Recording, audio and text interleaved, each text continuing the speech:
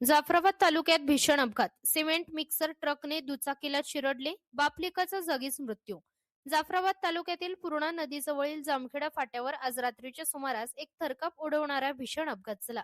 Cement mixer truck आणि दुचाकीच्या या धडकेत कुंभाझरी येथील एकाच कुटुंबातील पिता पुत्राचा जागीच अंत झाला, तर एक मुलगा मृत्यूशी झुंज देत आहे.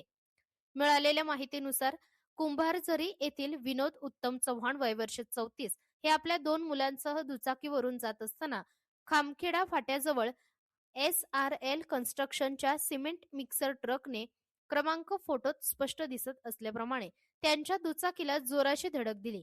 ही धडक इतकी भीषण होती की विनोद चव्हाण आणि त्यांचा धाकटा मुलगा युवराज चव्हाण वय वर्ष 9 हे ट्रकच्या चाकाखाली आल्याने त्यांचा जागीच मृत्यू झाला. या अपघातात विनोद यांचा मोठा मुलगा शौर्य चव्हाण वय वर्ष 11 हा देखील गंभीर जखमी झाला आहे. त्याला तातडीने उपचारासाठी रुग्णालयात हलवण्यात आले असून त्याची प्रकृती चिंताजनक असल्याचे समजते. घटनेची माहिती मिळताच परिसरातील नागरिकांनी मोठी गर्दी देखील केली होती. विनोद चव्हाण हे आपल्या कुटुंबाचा आधार होते.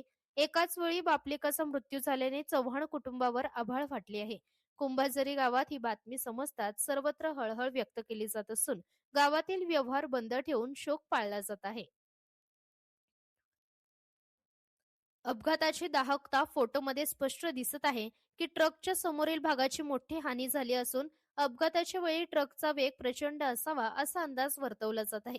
पोलीस घटनास्थळाचा पंचनामा केला असून पुढील तपास सुरू आहे. महाराष्ट्र लोक न्यूज साठी प्रतिनिधी माधुरी जाधव.